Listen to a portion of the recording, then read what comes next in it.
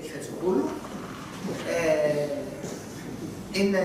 Είναι ομότιμος καθηγήτριος του Πολυτεχνείου και κατ' επάγγελμα είμαι και δικηγόρος.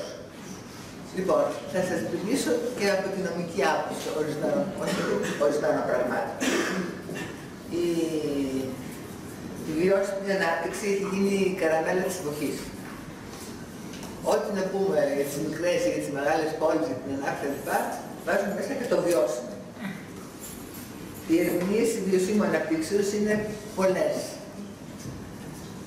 Εκείνη που έχει κυριαρχήσει είναι αυτή που δίνει η Ευρωπαϊκή Ένωση, η οποία λέει βιώσιμη ανάπτυξη σημαίνει κοινωνική συνοχή, οικονομική ανάπτυξη και προστασία περιβάλλοντος.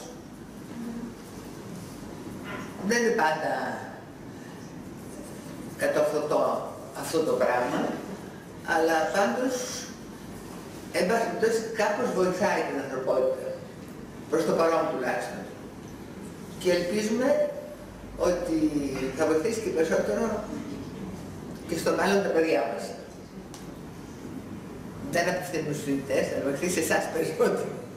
Τα παιδιά μας σας πω σε εμάς.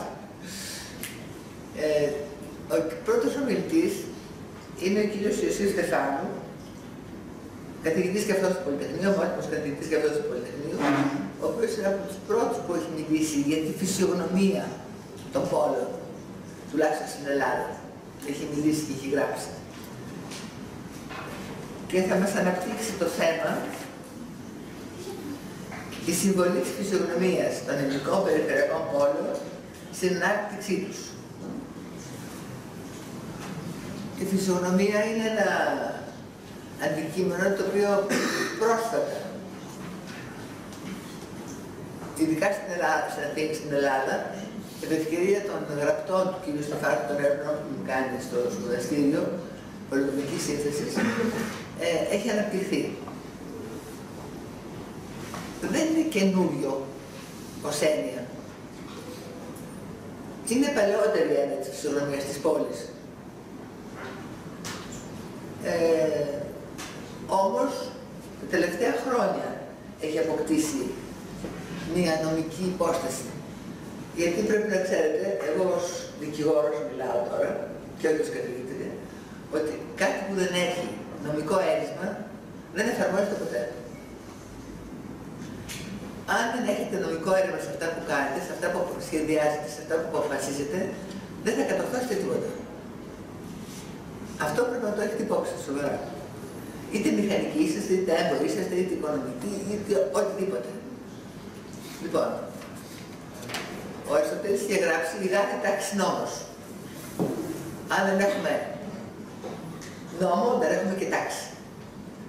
Συνεπώς, για να υπάρχει μια ευρωμούμενη κοινωνία, πολιτεία, χρειάζεται νόμος.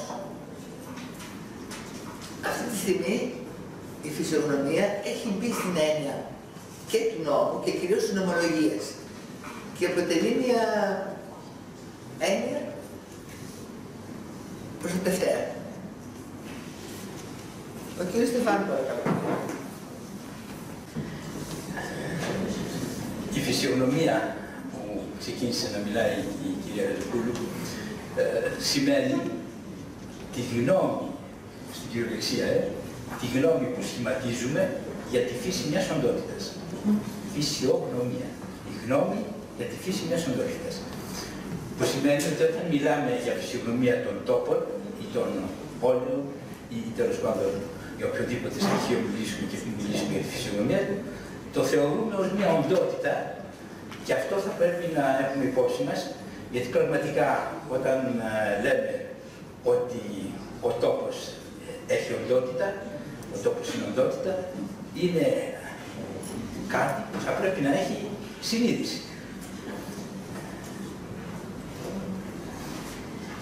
Η πόλη ως τόπος είναι το επίκεντρο που συγκεντρώνει όλες τις δυνατότητες για να αναπτυχθεί η ατομική συνείδηση των μελών της, των πολιτών.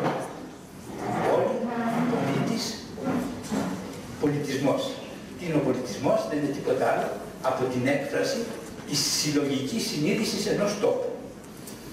Η συλλογική συνείδηση όμως ενός τόπου δεν είναι το άθροισμα των ατομικών συνειδήσεων των πολιτών. Είναι κάτι πολύ περισσότερο. Η συλλογική συνείδηση είναι το σύνολο που διαμορφώνεται, όχι αθροίζοντας τις ατομικές συνειδήσεις των πολιτών που ζουν εκείνη τη στιγμή στην πόλη ή των πολιτών που πέρασαν από αυτή την πόλη, που την ίδρυσαν, που έζησαν και την φόρτωσαν σε όλους τους αιώνες με συνείδηση, αλλά με αυτό που δημιουργήθηκε από την συνέβρεση όλων αυτών των συνειδήσεων και δημιούργησε μια ισχυρότερη συνείδηση, τη λεγόμενη συλλογική συνείδηση.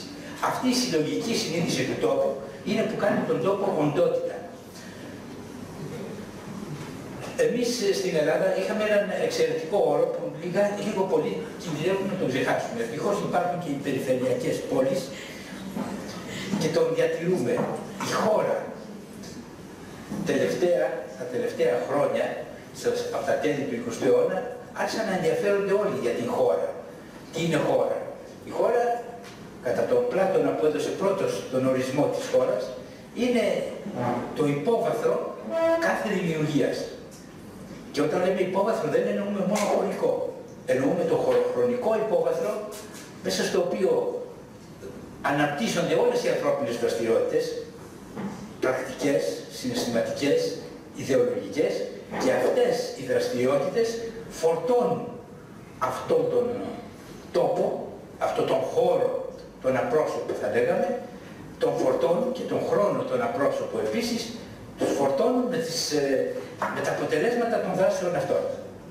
Αυτό είναι η συλλογική συνείδηση, αυτό σημαίνει τόπος και αυτό τον διαφοροποιεί από τον χώρο το οποίο είχαμε συνηθίσει όλο τον 20ο αιώνα να δουλεύουμε και να μιλάμε για τον χώρο. Ο χώρος είναι μια έννοια μαθηματική, αφηρημένη και η αξία του εκτιμάται με το πόσα πράγματα μπορεί να χωρέσει, με την χωρητικότητα.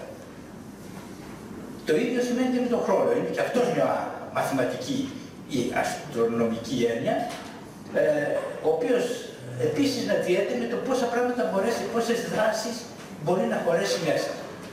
Όμως, ο τόπος και ο καιρός είναι τελείως διαφορετικά πράγματα. Η εποχή δηλαδή της κάθε ομάδας ανθρώπινης που ζει σε ένα συγκεκριμένο τόπο είναι τελείως διαφορετικά πράγματα.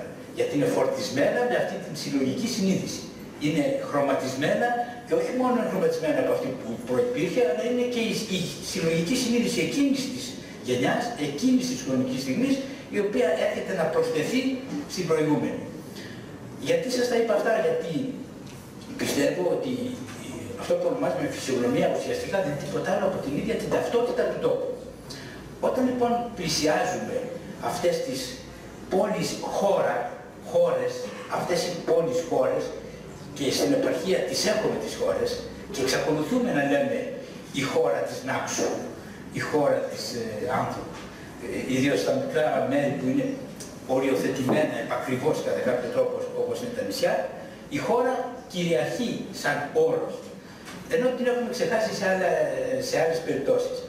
Έχουμε χώρες πάνω στις ορεινές περιοχές, έχουμε χώρες στις νησιώτικες περιοχές, έχουμε χώρες στις αγροτικές περιοχές, όπου συγκεντρώνουν κατά κάποιο τρόπο, είναι το επίκεντρο στο οποίο αναπτύσσεται αυτή η συλλογική συνείδηση και το οποίο είναι και η μήτρα της δημιουργίας του πολιτισμού της κάθε περιοχής.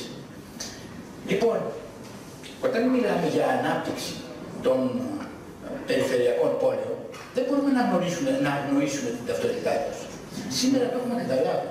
Και σήμερα υπάρχουν δραστηριότητες που ασχολούνται ιδιαίτερα με το να προβληθεί η ταυτότητα αυτή, γιατί ιδιαίτερα σε τούτη την εποχή της ισοπεδωτικής παγκοσμιοποίησης, το μόνο που σώζει την έννοια του τόπου και που μπορεί να διατηρήσει αυτή την ατομικότητα, αυτό το ξεχωριστό, την ιδιομορφία των τόπων και την ιδιομορφία των ιδιαίτερων πολιτισμών που γεννιόνται στους διάφορους τόπους και που είναι πολύτιμοι. Δεν μπορούμε να ισοπεδωθούμε με τον πολιτισμό, ας πούμε, των φασκουτάδικων και να θεωρήσουμε ότι αυτός είναι ο σημερινός πολιτισμός. Και έχουν αρχίσει, θα το έχετε αντιληφθεί, έχουν αρχίσει παντού, είπα στον τομέα τώρα του φαγητού, όλοι να προσπαθούν να αναδείξουν τις ιδιομορφίες της τοπικής κουζίνας, οι οποίες είναι και ιδιαίτερα ενδιαφέρουσες. Το ίδιο συμβαίνει σε όλους τους τομείς. Ιδιαίτερα στις επαρχιακές πόλεις, στις περιφερειακές πόλεις, τα τελευταία χρόνια έχει γίνει μεγάλη πρόοδος. Αν επισκεφτεί κανείς την ελληνική περιφέρεια τώρα, θα βρει πόλεις οι οποίες έχουν αναδειχθεί και έχουν αναπτυχθεί σε πρότυπα, θα έλεγα, επίπεδου ανάλογο με τα ευρωπαϊκά, με τις ευρωπαϊκές πόλεις. Δείτε, παραδείγματος χάρη, τα Τρίκαλα, δείτε την Άουσα, δείτε τις πόλεις αυτές της Βορείου Ελλάδος, οι οποίες έχουν αξιοποιήσει πάρα πολλά πλεονεκτήματα που τους προσέφεραν τα διάφορα ευρωπαϊκά προγράμματα και έχουν αναδείξει όσο μπορούσαν περισσότερο την ταυτότητά τους. Αυτό είναι πολύ θετικό. Το ίδιο συμβαίνει σε όλες τις, και στα νησιώτικα, στη νησιώτικη περιφέρεια. Εγώ ιδιαίτερα, επειδή έχω ασχοληθεί πάρα πολύ με την Ερμούπολη και την Ανοσίω, προσπαθώ με κάθε τρόπο να βοηθήσω στην ανάδειξη της ταυτότητάς τους. Γιατί εάν μιλήσουμε για έναν τόπο και δεν αποδεχτούμε ότι θα ασχοληθούμε με αυτόν τον τόπο και όχι με οποιονδήποτε και οπουδήποτε, αυτός ο τόπος έχει την δική του ταυτότητα, τη δική του χωρικότητα και τη δική του χρονικότητα, και οι χρονικότητες είναι το ίδιο σημαντικές με τις χωρικότητες. Πιστεύω ότι δεν θα μπορέσουμε ποτέ να βοηθήσουμε στην ανάπτυξη του τόπου. Στην πραγματική ανάπτυξη. Δηλαδή σε αυτή την βιώσιμη και αειφόρο ανάπτυξη, όπως την ανέφερε και η κυρία Χατζοπούλου, που θα διατηρήσει το φυσικό περιβάλλον, που θα διατηρήσει το πολιτιστικό περιβάλλον. Μην ξεχνάμε αυτό, γιατί όταν ξεκινήσαμε να μιλάμε για περιβάλλοντα, ξεκινήσαμε από το πρόβλημα που δημιουργήθηκε και που το αντιληφθήκαμε πρώτον, γιατί μας έκαιγε, γιατί ήταν θέμα ζωής και θανάτου, το φυσικό περιβάλλον και η ρήμανση και η μόλυνση. Και μάλιστα μπορώ να πω ότι ο τομέας του περιβάλλοντος που αναπτύχθηκε πρώτος και πάρα πολύ έντονα ήταν η ρήμανση και η μόλυνση. Γιατί αυτό το καταλάβαμε. Είδαμε τον έφο στην Αθήνα να μας πλακώνει, δεν μπορούμε να αναπνεύσουμε, όχι μόνο στην Ελλάδα, αλλά παντού. Έτσι. Γι' αυτό και στα χέρια τους το θέμα περιβάλλον το πήραν καταρχήν οι χημικοί. Ακόμη και για τα μνημεία, και τώρα θα το βλέπετε, άμα βλέπετε κάτι για την προστασία των μνημείων κλπ, τι προβάλλεται από το Πολυτεχνείο, τουλάχιστον που έχουμε την τεχνολογία στα χέρια μας, τι προβάλλεται. Η Τόνια Μοροπούλου, που είναι η χημικός του Πολυτεχνείου και φροντίζει για το πώς θα διατηρηθούν τα μνημεία να μην καταστραφούν από τις χημικές αντιδράσεις. Τα μάρμαρα, οι εικόνες, τα πάντα. Έτσι. Αυτό τι σημαίνει? Ότι το περιβάλλον καταρχήν μας ερέθησε ως πρόβλημα ρύπανσης μόλυνσης. Όταν προχωρήσαμε λιγάκι, είδαμε ότι υπάρχει και η φύση. Τι θα γίνει? Θυμάμαι δεκαετία του 70 στο ΚΕΠΕ, όταν πρωτοξεκινήσαμε το περιβάλλον, άρχισαν να ενδιαφέρονται όλοι. Επικεφαλής ήταν ένας χημικός. Στη συνέχεια εμφανίστηκε ένας καθηγητής του Πανεπιστημίου, ο οποίος ήταν φυσικός, και λέει ο άνθρωπος, τι θα γίνει με την πανίδα και τη χλωρίδα? Έχουμε κάποιες αποικίες φυτών ή κάποιες αποικίες ζώων που εξαφανίζονται. Αν δεν λάβουμε μέτρα άμεσα θα τα χάσουμε. Και βάλαμε μέσα και αυτά. Και στο τέλος ήρθαν και τα μνημεία. Παιδιά, είναι και η Ακρόπολη, είναι και τα μνημεία. Δεν πρέπει να ενδιαφερθούμε και για αυτά? Όχι μόνο τα αρχαία όμως, αλλά και τα νεότερα. Και έτσι μπήκε και η τρίτη διάσταση του περιβάλλοντος, η πολιτιστική. Όμως σήμερα το πολιτιστικό περιβάλλον, επειδή όπως σας είπα έχει να κάνει με αυτή καθ' αυτή την συλλογική συνείδηση του τόπου, αυτό είναι το σημαντικότερο που ενδιαφέρει, γιατί το άλλο το καταλαβαίνουμε και αντιδρούμε. Έχουμε πυρετό, θα πάρουμε ένα αντιπυρετικό.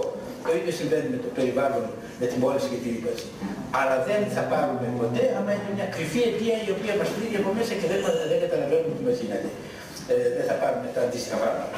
Έτσι λοιπόν, πιστεύω ότι αν θέλουμε να αναδείξουμε, να βοηθήσουμε να αναπτυχθεί μια πόλη, πρέπει να ξεκινήσουμε από το θέμα της ταυτότητάς της, να διατηρήσει την ταυτότητά της, να εξακολουθεί να είναι ζώων οργανισμός, να εξακολουθεί να είναι οντότητα η οποία θα παράγει συλλογική συνείδηση, θα παράγει το δικό της λόγο και το δικό της μύθο Και με αυτόν τον τρόπο θα μπορεί να αναπτύξει τις δικές της ενδυνάμει ικανότητες και να πει προς τα έξω.